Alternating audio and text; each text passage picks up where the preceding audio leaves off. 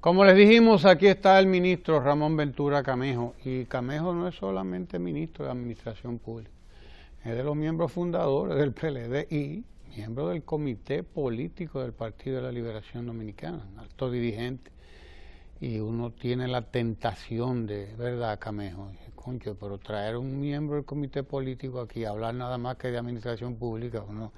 Y quiero aprovechar la presencia del ministro Ramón Ventura Camejo aquí para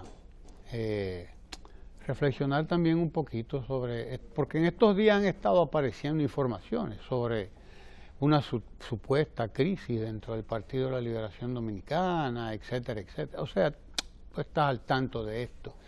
Y nos gustaría aprovechar tu presencia aquí para que, antes de hablar de administración pública, de lo cual sabes bastante, porque además tienes ya un tiempecito importante ahí en ese espacio vital de cualquier gobierno, de cualquier estado, que es la administración pública. Antes de entrar ahí, dinos un poco tu apreciación sobre estas ideas que andan circulando en los medios, sobre de qué se trata en el PLD, porque unos hablan de crisis, otros de división. Sabemos que todo eso es un poco para ganar espacios en los medios de comunicación también, es una manera de los periódicos venderse, porque es una mercancía que hay que venderla. Pero bueno, un poco nos gustaría oír tu parecer sobre esos temas también. Ramón Ventura Camejo, ministro de Administración Pública y alto dirigente del Partido de la Liberación Dominicana. Bien. Te dejo ahí con esa... Bueno, muchas gracias, Ramón, pues, por la invitación. Debo decirle que, además de lo que usted señalaba de funcionario de Administración Pública y del Comité Político, también soy aguilucho. Aguilucho. Y vengo ahora de Santiago. Me levanté con el primer cantar del gallo y el primer aleteo del águila. Para estar aquí. Que ahora está volando alto el águila. Está volando alto el águila. Sí. Distinto al Licey, que le da un poco mal. Nos sentimos regocijados. Yo sé que aquí me están viendo ahora muchos liceístas, pero bien, este es el año de las águilas. ¿Usted cree? Bueno. Estoy convencido. Que así sea. Bueno, pues, realmente... lo que ocurre, me luce con el PLD, es que es el partido líder nacional. O sea, eso es el partido, diríamos, en estos momentos dominante, como diría Maurice Duverget, es el partido dominante, o sea, el partido que ha hecho época. Y en consecuencia, pues, es un centro de atención, es una fuente, diríamos, inagotable de insumos para hacer análisis, para noticias. O sea, todo lo que el PLD hace o deja de hacer es de interés nacional, de la opinión pública. Y obviamente que también tantos años de gobierno, el PLD se encamina 20 años en el gobierno, y eso pues preocupa por una parte a la oposición. Es un partido que ha sido muy exitoso, un éxito que todo lo debemos al pensamiento, ¿verdad?, del profesor Juan Bosch, que en estos días incluso yo estoy con un círculo de estudio, con un grupo de académicos y amigos, donde analizamos las obras de Bosch. Hemos analizado Composición Social Dominicana, el Estado, Origen y Desarrollo, el crisis de la democracia en América, y ahora estamos debatiendo el pentagonismo, sustituto del imperialismo. Entonces, que tiene una gran actualidad. Perfecto. Todo tiene una actualidad. Entonces, todo eso, pues, fueron los fundamentos con que Bosch, ese conocimiento de la realidad histórica dominicana, su talento innegable como analista, como científico social, pues, bueno, el caso es que es un partido que llama la atención. Obviamente que en toda organización humana, pues, periódicamente pueden surgir distintas opiniones. En un mundo hoy tan cambiante, donde ha habido una revolución científico-tecnológica, los partidos, una nueva sociedad, un nuevo ciudadano, pues todo esto impacta y el PLD debe responder a ese nuevo entorno. El PLD fue de los primeros partidos que pudo responder a nuevas realidades. Uno hace una mirada en toda la región iberoamericana y se da cuenta cómo los partidos han cambiado. Porque a veces se quiere evaluar el PLD desde el esquema de los partidos de la década de los 70. Y hoy resulta que ningún país de Iberoamérica conserva los mismos tipos de partidos que existieron. Y el PLD supo evolucionar, supo conectarse con las nuevas realidades. Es decir, como se ha señalado, hemos pasado la llamada edad de los contenedores, donde cada objeto ocupaba un lugar definido, donde todo estaba claro, había mucha certeza. Sobre todo, yo tenía mi certeza en términos de la historia de la sociedad. Bueno, ¿cómo yo enfocaba la sociedad? Bueno, vivimos en una sociedad comunitaria, pasamos a una sociedad esclavista, la sociedad esclavista dio paso a la sociedad feudal dio paso a la sociedad capitalista, y la sociedad capitalista dará paso a la sociedad socialista. Esa era la certeza. Hoy ya no es posible, no hay esa certeza, o sea, la cosa se ha complicado. Entonces, por eso algunos afirman, bueno, de la época de los contenedores pasamos a la sociedad líquida. Hablábamos ahora de procesos, observar tendencias, observar nuevos fenómenos. No existe la forma predeterminada, no hay un predeterminismo, ni histórico ni económico. El ser humano tiene todo un potencial insospechado y impredecible. De la manera que el PLD se sitúa en este nuevo mundo, estas nuevas realidades, y como partido protagónico, pues llama la atención. Obviamente que el partido tiene grandes retos y desafíos. O sea, yo estuve planteando en el comité político desde hace 2 años o más la necesidad de que el partido se diera un plan estratégico. Como toda organización moderna, se requiere de una visión a mediano y largo plazo. Porque eso te da identidades, te da ejes de referencia ante un nuevo contexto. Permite además apreciar cuáles son nuestras dificultades y, como en sentido general, cuáles son las amenazas que se le avecinan o que están pendientes, y cuáles son sus oportunidades. Pero realmente no ha sido posible, aunque siempre se ha encontrado el respaldo, pero no se ha dado el momento para hacer esa evaluación y trazarnos ese plan. Bueno, pues tenemos sobre la base de esas nuevas realidades modernizar el partido. El PLD como proyecto gobernante en estos 20 años ha modernizado el Estado Dominicano. Es un antes y un después. Sin embargo, el PLD se ha quedado detrás en el proceso de modernización.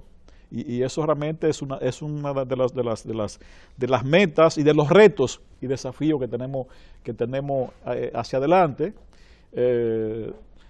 Debemos dar unos saltos cualitativos. El propio Bosch siempre lo señalaba. La calidad del PLD iba a generar una cantidad, pero esa cantidad debía pasar por un proceso nuevamente de calidad. Y entonces todo eso pues se nos plantea. Hemos perdido algunas capacidades institucionales, es obvio, Ramón. Por ejemplo, el tener plan para operar. Hoy ningún organismo tiene un plan. Es decir, y eso no es bueno. Obviamente, el PLD cuenta con un cuerpo, con una cultura que le impregnó el profesor Juan Bosch y su equipo, que trabajó con él desde la fundación, que sirve de base a la actual gestión pública. Se conservan todos los dirigentes, una gran parte de los dirigentes están ahí presentes en el comité político, comité central, en el comité provincial, comités municipales, y está ahí. Pero hay que asegurar el relevo cultural, el relevo de todo este aprendizaje que se ha adquirido en estos años. Uno de los elementos que a veces preocupa, porque tampoco no queremos soslayar un debate abierto sobre lo que es el PLD, porque estamos hablando ahora de lo que se dice de crisis. Todo se reduce a eso. O sea, lo que estoy señalando, porque a eso no escapa ningún partido, no, ni local ni fuera de lo local. Las rutinas, o sea, los procesos de institucionalización conducen a rutinas establecidas. Y una de las cosas quizás más visibles es, diríamos, la falta de reuniones periódicas del comité político, que siempre preocupa y incluso es un consenso de todos, de que es necesario recobrar la rutina de las reuniones para seguir agendas determinadas, para dar respuesta. El hecho quizá de que el partido esté gobernando, y entonces eso un poco les retrae a muchos de la tarea rutinaria de la organización, pero hay que recobrar las rutinas de las reuniones, porque eso un poco nos rezaga diríamos, en la oportunidad de dar respuesta a demandas que se introducen en la vida política, pero eso queda ahí. Ahora, como le decía, se conserva la cultura del partido, se conserva la calidad de los dirigentes, los liderazgos de los reconocidos y aceptados, diríamos, y siempre refrendado por las masas populares cada vez que se ponen a su cuestionamiento, eligiéndolo, por ejemplo. O sea, eso está ahí. Entonces, hay una de las virtudes que disfruta el PLD y sus grandes líderes, es que se formaron en una escuela política, no son políticos improvisados, con un gran sentido de la historia y de sus responsabilidades. Personas con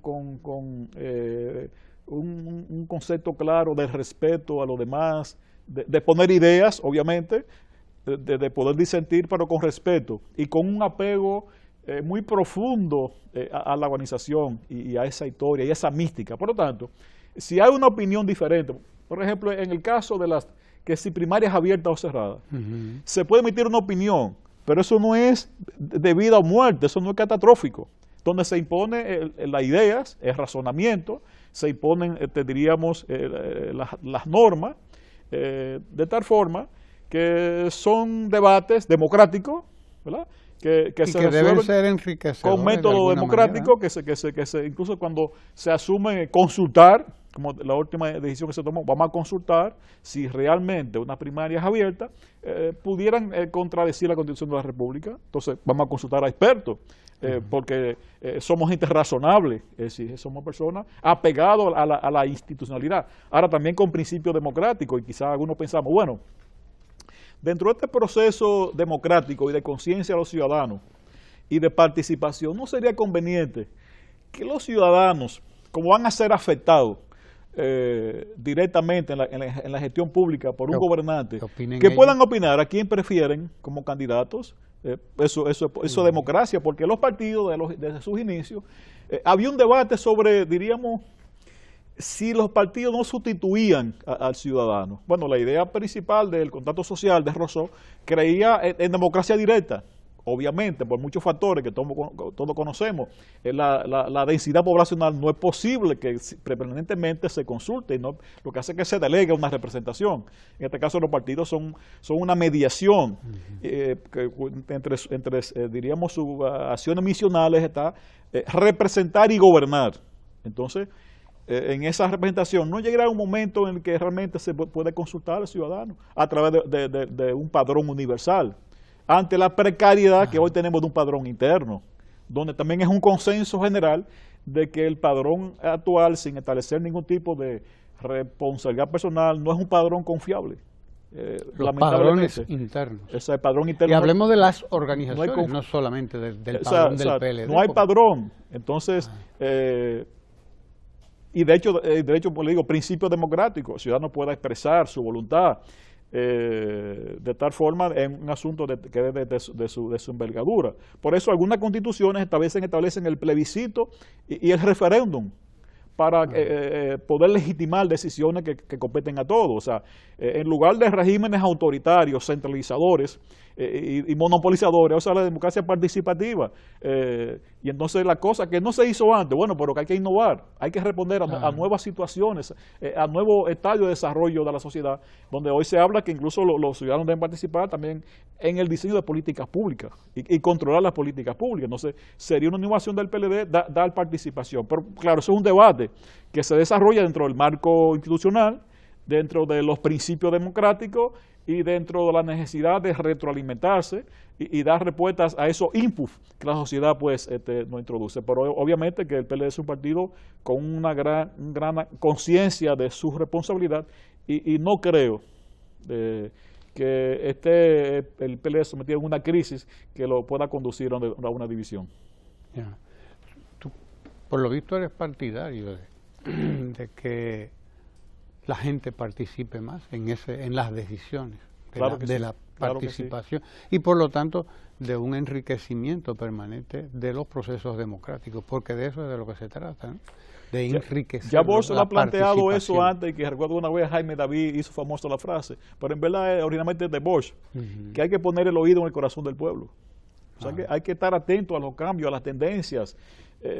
Y Bosch, como usted sabe muy bien, y parte de lo que nos están escuchando y observando, era una persona con un sentido del cambio, con un concepto que nos educó de la dialéctica, las cosas cambian, entonces hay que responder a cada contexto.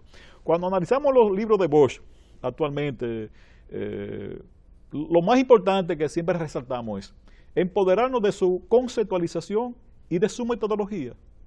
No tanto de las conclusiones, porque la sociedad ha cambiado, ha variado, pero para un gran reto de poder actualizar composición social dominicana, porque fue una obra brillante, o sea, una obra cumbre, creo, del pensamiento de Bosch, cómo pudo analizar la crisis de la democracia y los retos que estaban por delante, tener el sentido de la historia, ver hacia dónde íbamos, qué cosas estábamos enfrentando. Pero lo más importante, les reitero, en todo esto es empoderarnos de su método de análisis, ver las distintas variables, los distintos actores y adecuar eso. Entonces, composición social debe ser hoy, diríamos, actualizada, porque hay nuevos sectores sociales, hay nuevos niveles. Él tenía siempre la tesis de que uno de los problemas del país era que carecía de una clase dominante. Y eso entonces provocaba ausencia de reglas de juego y que no hay una clase gobernante con una conciencia plena de lo que es el Estado. Entonces muchas de esas cosas ya han variado, la sociedad ha avanzado y bueno, pues les reitero de que es importante siempre recurrir a sus métodos y a sus conceptos y a sus principios. De ahí esto de que es importante consultar, por lo tanto, darle participación a las masas para que también ellas puedan, al ciudadano directamente, para que también pueda tener un grado de participación en decisiones que le atañen además. Sí, por eso se hablaba de ciudadano. Que los partidos inicialmente se veía como eran facciones, era una fracción, y ese era el debate sobre su legitimidad.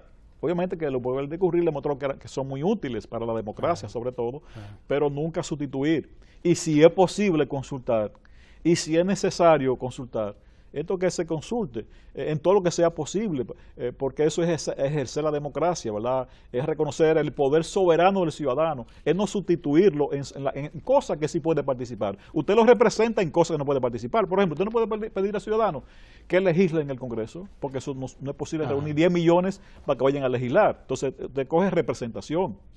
Entonces ya legislar es una facultad que tiene el Congreso, o ejercer directamente el poder, la justicia. Bueno, hay un poder judicial que ahí representa también al ciudadano, o el poder ejecutivo que debe de representarlo, y para eso es elegido, y se le da un mandato, o sea, hay una delegación del poder soberano. Pero cosas como participar en unas elecciones para elegir un candidato, eso es posible, porque ahí está el padrón, ahí está la Junta, o sea, está todo un ordenamiento que eso es viable. Entonces, ahí se puede cumplir un principio de un viejo dirigente histórico chino, que participen mil escuelas y mil flores. Las escuelas y las flores. Que participen, se abran 1000 flores y participen 100 escuelas. Que participe todo el mundo, o sea, dar cabida a una nueva cultura, un nuevo modelo de relación entre partidos y ciudadanos, donde no podemos anquilosarnos, quedarnos en el pasado, y dar mayor grado de legitimidad. Claro. A nivel, diríamos, de todo el mundo, y si queremos un poco más lo cortamos de América Latina, hay una cierta situación de cuestionamiento de legitimidad. Primarias abiertas legitima a los partidos, porque participan los ciudadanos, o sea, lo legitima, porque son compromisarios de las elecciones de los candidatos. Además tienen la ventaja, Camejo, de que vamos a participar todos con el mismo padrón, lo que es igual no es ventaja. Claro. es el padrón de la Junta. Es el que confiamos todos, con ese que vamos a votar cada 4 años. Sí. Si ha habido problemas en las primarias internas, ha sido porque nos hemos sujetado a padrones particulares también. O sea, que falta de transparencia, o sea, Exacto. a veces que no, o sea, que tú no reconoce que tienen, sobre todo en las otras organizaciones. Que tienen deficiencias, entonces esto es universal. Si nos vamos a la historia de los partidos políticos dominicanos, no sé si está de acuerdo conmigo, probablemente el único partido que ha respetado su propio padrón ha sido el PLD. En los otros partidos se dividen precisamente porque cada uno tiene un padrón. Cada quien tiene un padrón ahí, y nadie confía en el otro. Y como no hay confianza, entonces luego hay crisis cuando dan los resultados, claro. Porque se piensa casi siempre que se le hizo fraude.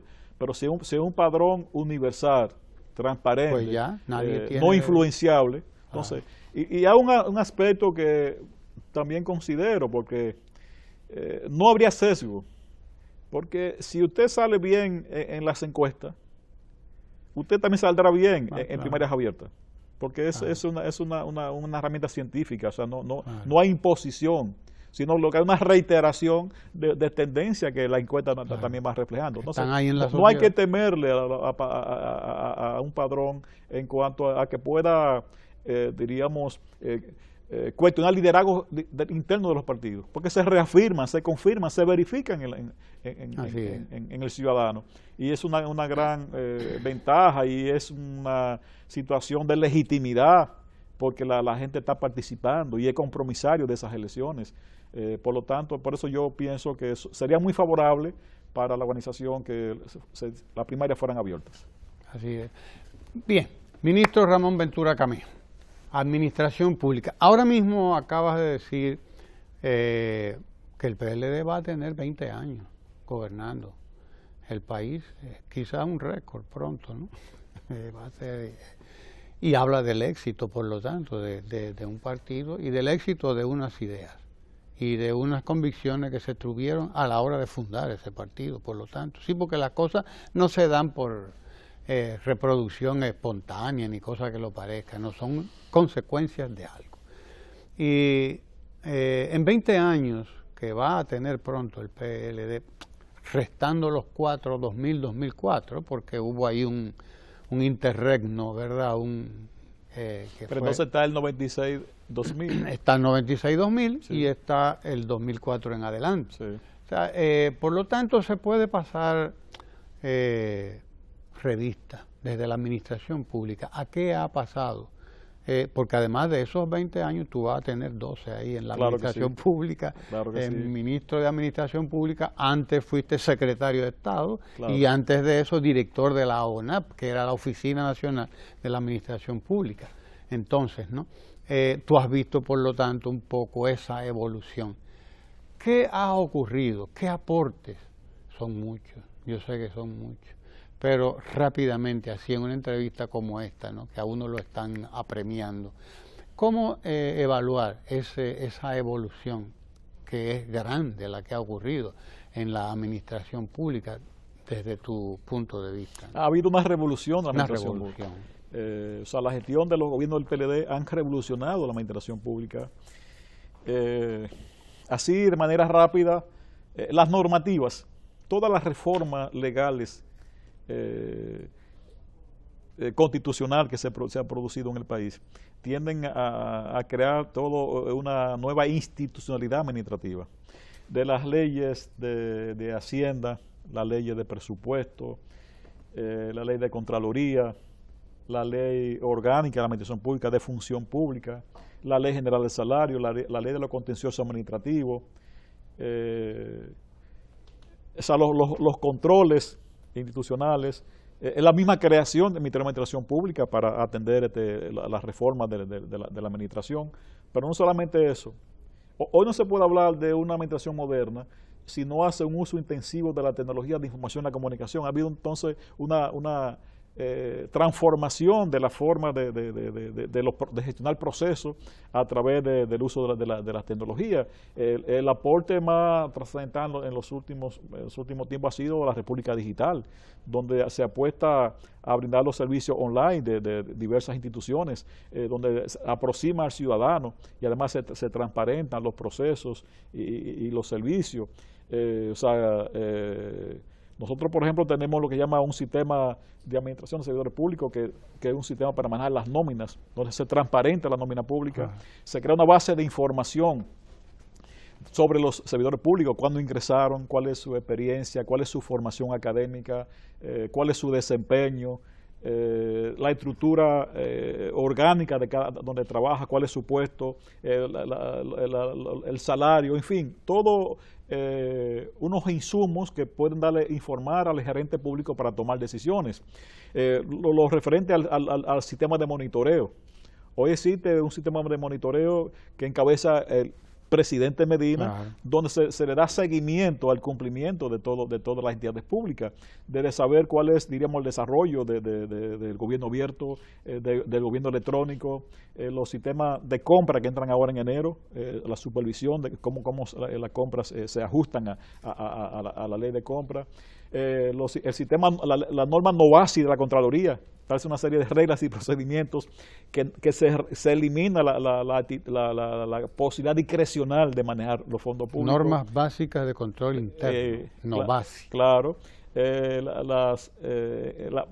SISMAT, que te maneja todo el cumplimiento de normas y la gestión de la calidad. Sistema de monitoreo de la administración pública. Perfecto. Y el SISMAT municipal, que que se ajusta al control de los municipios. Esto es un proyecto que se ha trabajado con la Unión Europea, el proyecto Pascal. Es decir, ha todo una revolución del uso de la tecnología. La formación y la capacitación. A través del Instituto de Administración Pública, el INAH, se capacita a cada servidor público en el desempeño de su responsabilidad del puesto que le toca asumir. Pero igualmente hay una formación continua, hay acuerdo con formación internacional. Por ejemplo, la Escuela Francesa de Administración Pública, la ENA, tiene ya 9 promociones en el país, en maestría en alta gerencia pública, una alianza con la Pontificia Católica Madre y Maestra para directivos públicos. El programa que la ENA aplica en Francia para los servidores está contextualizado para los directivos dominicanos. Por ejemplo, el caso francés, para ingresar a los puestos directivos hay que pasar por la ENA. El presidente Macron pasó por la ENA. El presidente Hollande pasó por la ENA y así los ministros, y ese es el programa que hoy se está desarrollando. Otro programa de maestría con la Universidad de Salamanca y la Universidad UTESA sobre gobierno y administración pública, y otra maestría con la Universidad de Granada en un programa con la Unión de Municipalidades sobre desarrollo local. Y así, solamente para sintetizar cómo se presta atención a la formación y capacitación del servidor público. Pero uno de los elementos que son factores transformadores conjuntamente con la tecnología es la forma de gestión. Se ha establecido en el país un sistema de gestión basado en un modelo de excelencia, el Common Assessment Framework, que es el CAF, que le plantea cuáles son, diríamos, los factores que garantizan una buena gestión pública sobre la base de sistematizar buenas prácticas, buen desempeño de entidades exitosas a nivel público y nivel privado. ¿Qué han hecho los que crean estos modelos? Que observan ¿por qué una entidad pública o privada es exitosa? Bueno, dice, tiene un plan estratégico. Sus planes operativos anuales están orientados por el plan estratégico. Gestionan el presupuesto para resultados. Y en este caso, nuestro compañero de funcionario público, Luis Reyes, es uno de los promotores de esta nueva forma de gestionar el presupuesto para resultados, que es la forma más moderna de gestionar. Gestionar por proceso, identificar cuáles son los procesos clave de cada entidad pública para saber cómo racionalizarlo y cómo también tecnificarlo. La gestión efectiva del personal. Pero dos elementos importantes de esta nueva cultura que se ha instalado en el gobierno es enfocarnos en el ciudadano, que somos servidores públicos y en consecuencia estamos para servir al ciudadano y poder satisfacer sus necesidades y expectativas de la mejor manera, sin crearle mayor molestia, y hablamos de crear ventanillas únicas para que una serie de servicios que requieren la intervención de varios agentes públicos solamente se haga por una sola vía y haya una práctica de interoperabilidad que se pueda accesar y dar respuesta en esa sola ventanilla a la demanda del ciudadano. Y la medición, medir todo lo que hacemos a través de encuestas, en el sistema de monitoreo que hace el presidente, hay una encuesta de satisfacción de usuario, donde se está al día de qué piensan los ciudadanos de tal o cual servicio. Estas encuestas se han hecho incluso hasta con la Gallup, a través se ha licitado. Firmas privadas. Y quien ha ganado, pues, o sea, que no son manipuladas, sino que son hechas por entidades privadas. Y para hacer visible los avances de esta nueva gestión, se creó el Premio Nacional de la Calidad, que se entrega anualmente, con un jurado que está integrado por sociedad civil, sector empresarial, universidades, organismos internacionales, de tal manera que es un jurado independiente. Y cada vez que un jurado ha premiado localmente un país, y esa entidad se ha postulado a nivel iberoamericano, también ha sido premiada. El más reciente es el Hospital Juan Bosch, que el lunes pasado aquí se reunió Fundibet, que es la Fundación de la Calidad Iberoamericana con sede en Madrid, y con la presencia de la secretaria de Secretaría Iberoamericana, que es la secretaría que convoca la cumbre de presidentes, y esos premios se entregan a la cumbre de presidentes. El país fue escogido para entregarlo aquí por primera vez fuera de la cumbre, como un reconocimiento a los esfuerzos que se hacen en la cultura de la calidad. De tal manera que el tema de la institucionalidad, el tema de la innovación tecnológica, el tema de la simplificación de los procesos, el tema de la formación y la capacitación, el tema de la gestión moderna, ha sido pasos importantes, entre otros, que el PLD en estos años ha llevado creando una nueva gestión pública. En las mediciones que se han hecho a nivel internacional sobre el aparato general del sector público, que la ha hecho el BID a través de un barómetro, la última que hizo para América Latina, nosotros quedamos en 7º lugar en América Latina. ¿Qué quiere decir? Quedamos detrás de Chile, detrás de Colombia, detrás de Costa Rica, es decir, detrás de Uruguay, detrás de la Argentina, que son estados con una gran tradición. Y la Agencia Española de Cooperación, la ESI, la hizo para Centroamérica y nosotros, porque somos parte del SICA, y en esa medición quedamos en 2º lugar, solo detrás de Costa Rica, que tiene más de 60 años con estos sistemas. Así que el país se ha transformado, el país ha avanzado. Retos por delante. Bueno, estamos promoviendo un evento para el 20 de febrero. Ya le hemos planteado esto a la Cámara Americana de Comercio, se lo planteamos al CONE, participación ciudadana, para la FINJUS, para el Congreso y para el BID, el Banco Mundial, que diríamos trazar un plan sobre las reformas de la macroestructura del Estado. Un plan que debe contener elementos de mediano y largo plazo.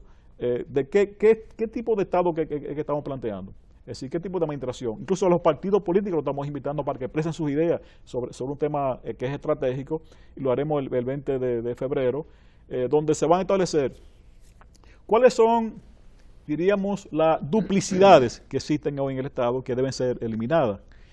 ¿Cuáles son los alineamientos en función de la naturaleza de la función que desempeñan?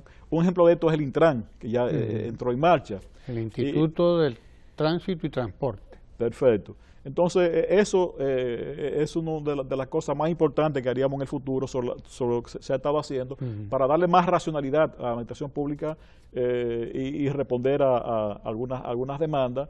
Igualmente, una ley de los ministerios, donde se establezcan los ministerios que deben de realmente existir en el país, sobre la base de las responsabilidades que tiene hoy la administración pública. De tal forma que el país es reconocido a nivel internacional por lo que se está haciendo, las mediciones nos dan esa manera satisfactoria, y todo esto es un legado que el PLD está dejando al sector público. Usted sabe que en el tema de compra y contrataciones hay un rigor extraordinario para todo esto. Tiene que colocar, subir a la página todo lo que usted compra, y tiene que ofertarlo a todos los proveedores para que participen en igualdad de condiciones. O sea, hay una transparencia en la gestión pública, y son elementos del PLD. De tal forma que nos podrán quitar la gloria, pero no los méritos. El PLD ha transformado nuestra administración pública. Sí, hay un detalle Podrían, son muchísimos, ¿no? Son muchos, porque yo mismo aquí digo a cada rato, bueno, hay que recordarse lo que significaba en la República Dominicana obtener la placa, el derecho de tránsito. Sí. Aquello era una cosa realmente que había que dedicarle días a conseguir una placa. A conseguir un acta de nacimiento, días también, además de pagarle al buscón. Tú te ibas y tenías que dejar al buscón, porque si tú te quedabas, perdías el día. El buscón era el que se encargaba de buscarte el acta de nacimiento, el pasaporte y lo que sea. Hoy en día usted obtiene todos esos documentos en lo que canta un gallo y gratis, porque además la mayoría de ellos son gratis. Ahora se obtiene a través de la computadora, usted imprime el permiso el papel de buena conducta de la policía, que como claro, se le llamaba, ¿no? O sea, usted tiene la posibilidad hoy hasta de imprimirlo. Nada más es pagar el impuesto en el banco de reserva. O sea, para que entendamos qué es lo que ha pasado un poco con la administración pública, ¿no? En estos años de administración del Partido de la Liberación Dominicana, de los cuales tú tienes 12, vas a tener ahí. De manera que mucho de eso tú tienes mucho que ver con esto. Y hay un dato importante que yo creo... Ramón Ventura Camea, ministro de Administración Pública, que no se debe pasar por alto. Nosotros hemos estado en los últimos tiempos siendo objeto de un vapuleo por parte de unos señores que andan marchando por ahí, que tú los has oído y los hemos visto, hablando cuestiones de transparencia y de corrupción y de lucha contra la impunidad. Y yo digo, bueno, pero ¿cuándo empezaron las nóminas del Estado, por ejemplo, y tú lo mencionabas ahorita, a ser públicas? ¿Cuándo se hicieron públicas las nóminas de todas las instituciones del Estado? ¿Y qué es eso? Si no es un acto de transparencia, pero un acto además extraordinario, porque nunca antes en la historia de la República Dominicana la nómina estatal había estado abierta al público, de manera que también veo un poco de mediocridad en esa gente que anda marchando por ahí y diciendo cosas y que solamente se centra en un punto y en un tema como conveniencia, que lo sacan con pinza, ¿no? Pero entonces se olvida todo lo otro. Se olvida todo lo otro que es parte precisamente de esa transparencia fundamental que ha inaugurado el Partido de la Liberación. Oficina de Acceso a la Información. ¿No? Oficina de Acceso a la Información. Cualquier ciudadano puede reclamar, o sea, la nómina, el gasto presupuestal, todo el manejo de los recursos públicos. Y eso es el PLD. Que pueda ocurrir un ruido o un hecho, bueno, eso es parte de la transparencia. Ahora no se opaca, ahora se hace público y ve como la voluntad que se tiene de las instancias judiciales. Que hay fallos a veces que no satisfacen a todos, pero son fallos de la justicia. O sea, las cosas funcionan. O sea, la democracia americana se ha ido institucionalizando y eso es un aporte que el PLD ha hecho. De esta manera que se ha avanzado. Existe otra sociedad dominicana, sin hablar de las políticas sociales, que no entramos en ese tema, sin hablar del tema de la educación, cómo se ha transformado un proceso en República Dominicana, el acceso a los sectores más vulnerables, a las escuelas y a la disminución de la deserción escolar, dando oportunidades a los sectores más marginados, y ha sido una voluntad política del presidente Medina en este caso. El propio sistema de salud, la construcción de los hospitales, el equipamiento. En esta labor tenemos alianza con el Servicio Nacional de Salud y con el Ministerio de Salud Pública. Yo he visitado hospitales de todo el país. Estamos trabajando con 77 hospitales actualmente, y de ellos 44 tienen planes de mejoras, o sea, están trabajando sobre cosas que deben superar. Y conozco, usted va a Secanó, por ejemplo, es un hospital que no tiene nada que envidiar a ningún hospital avanzado de la región. En Secanó se hacen trasplantes de córnea, trasplantes de riñón, trasplantes del corazón. Y además a las herramientas que usan, o sea, la tecnología de la robótica, porque han hecho alianza con hospitales japoneses que son muy avanzados en esto, y realmente es un hospital extraordinario, o sea, en cuanto a los avances tecnológicos, y así ocurren en otros. O sea, el hospital Robert Reed de niños es un hospital totalmente equipado, que puede competir con cualquier hospital privado. Y la calidad de los médicos. Es decir, que ha habido una transformación y eso tendrá que impactar a corto plazo en los indicadores de salud. De esta manera que ha habido una transformación de los servicios públicos. Claro, hay retos, hay desafíos, pero se trabaja sobre ello. Usted señalaba cómo se han reducido procesos, cómo hoy el pago de la multa de la ME, o sea, se hace por vía de Internet.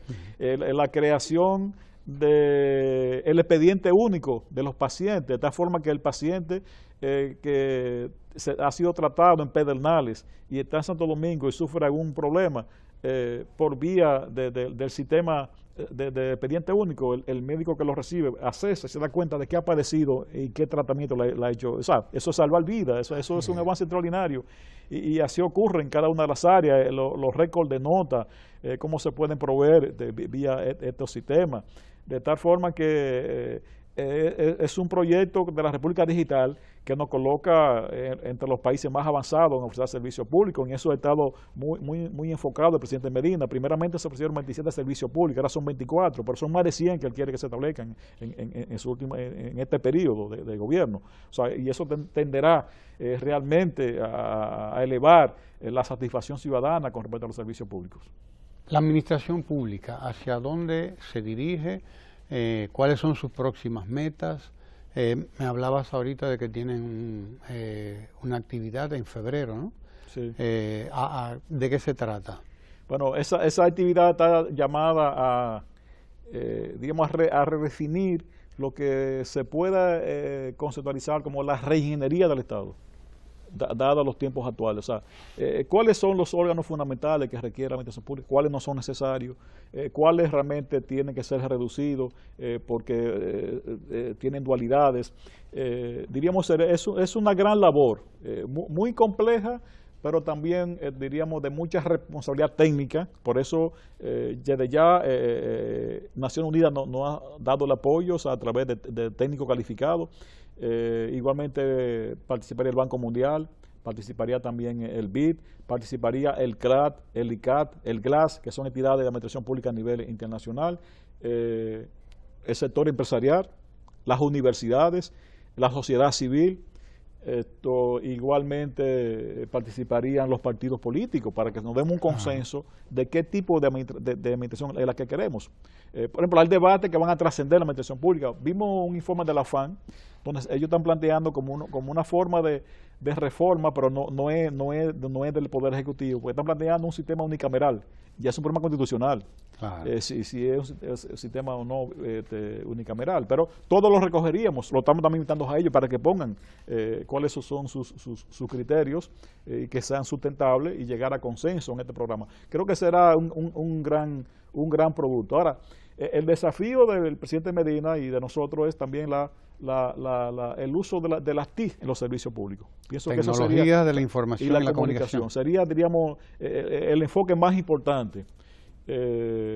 Para eso hemos visto que recientemente se han hecho eventos, hemos tenido contacto con los coreanos, que durante muchos años han ocupado el primer lugar en el uso de tecnología en servicios públicos, igualmente con estados que anteriormente fueron de la órbita socialista y que hoy se han desarrollado, como Eslovenia, por ejemplo, Estonia, también en todo esto y las relaciones con otros países que se tienen y las referencias, de tal forma que nosotros recogemos lo mejor que hay en el mundo y tratamos de adaptarlo a nuestro contexto sobre la base de ser un Estado competitivo, que es un gran reto del presidente Medina. Hay que observar cómo se reorganizó el Consejo de Competitividad, que tiene mucho que ver con estas innovaciones y situarlo a nivel de los tiempos para crear una empresa y facilitar la inversión privada. En el caso de ventanillas únicas que se inscriben en este plan, por ejemplo, para la construcción, hoy intervienen varios actores para la construcción: el ayuntamiento, turismo, obra pública, medio ambiente. Entonces eso a veces dilata. Entonces se está creando todo un sistema procesal de mejorar la racionalidad y entonces que se agilicen los plazos. Aparte de que se ha incluido para ser más competitivo. A instituciones de la sociedad como el CODIA, en un caso como ese, claro. ¿no? El Colegio de Ingenieros y Arquitectos Agrimensores, que también participa de una u otra manera. Sí. Y todo esto pues parte de esa visión que se tiene de crear un Estado más moderno, un Estado más facilitador, del Estado que piensa que hay que ponerse en el zapato del ciudadano para que no se pueda recibir todas las atenciones con oportunidad y con calidad, reduciendo tiempo pero incrementando la calidad del servicio. Entonces todo esto nos lleva a ese Estado moderno que nos hemos estado planteando en el PLD. Y le debo decir que en algunos casos me he sorprendido del pensamiento visionario de Juan Bosch.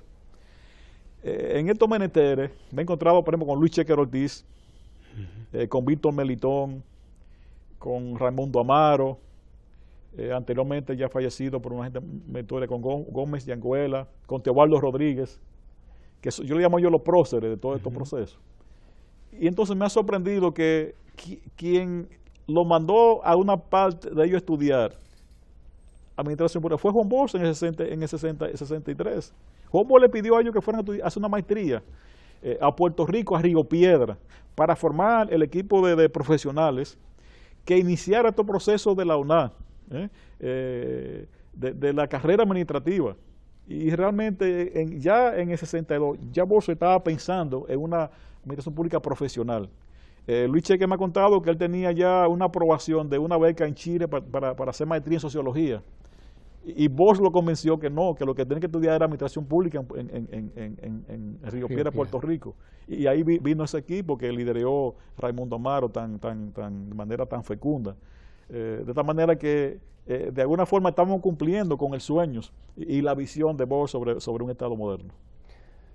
Digamos que se ha producido una revolución, y de hecho es demasiado evidente, en la administración pública, pero que se procura profundizarla, por lo tanto, ¿no? O sea, claro. hay pasos que apuntan a una profundización de esa revolución.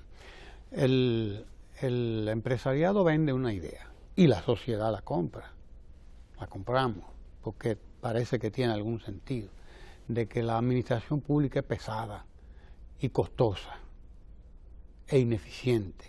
O sea, ese ha sido el canto, ¿no? La canción que nos han cantado por mucho tiempo. ¿Hasta dónde eso es así y hasta dónde no lo es? ¿Hasta dónde hemos superado esa concepción y esa noción de Estado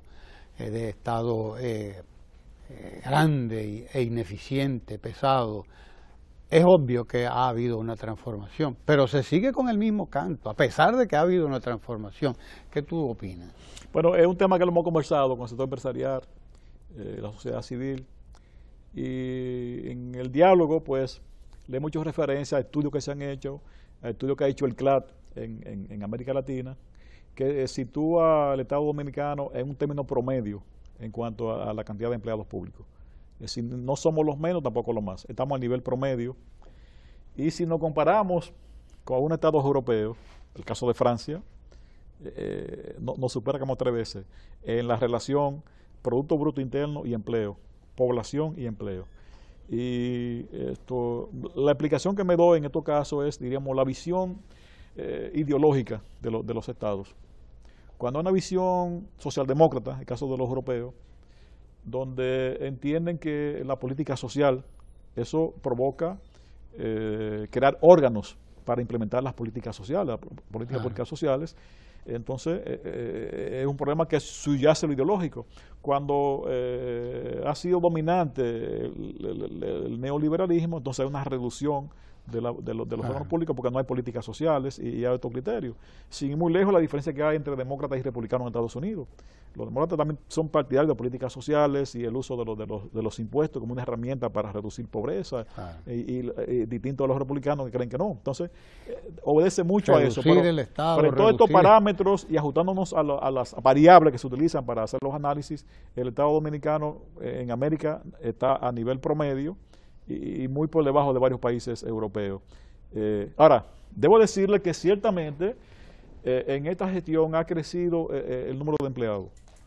A nivel de educación, porque con las nuevas escuelas surgen nuevos profesores y nuevo personal auxiliar. En consecuencia, pienso que es un incremento justificado. Si te construyen nuevas escuelas, entonces tengo que contratar a los profesores.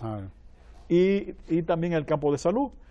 Te construyo nuevos hospitales, entonces requiero más médicos y más personal auxiliar. Por ejemplo, ahora en Santiago, que se hace una obra gigantesca en el Calvario Ibáez, donde la emergencia se ha revolucionado y se da lo que yo llamo la triade, donde hay 3 salas donde deben ingresar los pacientes en función de la intensidad del mal que tengan afectado. Se requiere contratar 28 nuevas enfermeras para atender esas tres áreas de emergencia. Entonces se incrementa el número de empleados y se requiere mayor número de médicos. Entonces, en esas 2 áreas ha habido un incremento muy alto, pero creo que son servicios que impactan a la población. Salud y educación. Y que benefician a la población. Entonces, debo ser honesto y reconocer, hay más profesores ahora contratados, hay más médicos ahora contratados por el Estado para brindar esos servicios. Claro. Y que no es lo mismo una escuela que da 2 horas y media de clase a 3 horas, que una escuela que imparta 8 horas de clase. Si queremos tener horario de tan extendida, necesitamos duplicar lo que teníamos antes. Y incrementar la cobertura de estudiantes. Exacto. Que se ha estado en esa posición. Gracias a Ramón Ventura Camejo por estar aquí con nosotros, caramba, ofreciéndonos tanta información valiosa. Y sobre todo poniéndonos al tanto en lo que ha sido esta evolución formidable de la administración pública, que él además ha sido testigo de primera línea de esa evolución, puesto que va a tener ahí ya un tiempecito como ministro ahora de la administración pública, de manera que es información de primera mano la que hemos obtenido. Y es mucho lo que se ha avanzado, indudablemente, ¿verdad, Camejo? Se ha avanzado. Bien. Y con grandes retos por delante, pero enfocado hacia esos retos. Claro, claro. Gracias por estar aquí. Ramón Ventura Camejo, alto dirigente del Partido de la Liberación Dominicana, ministro de Administración Pública, y gracias a ustedes por estar ahí con nosotros también, porque así como hay que legitimar todos esos procesos, como tú decías, hay que legitimarse en ustedes, que son los que hacen posible estos espacios como Ojalá. Gracias a Ramón Ventura Camejo, gracias a ustedes.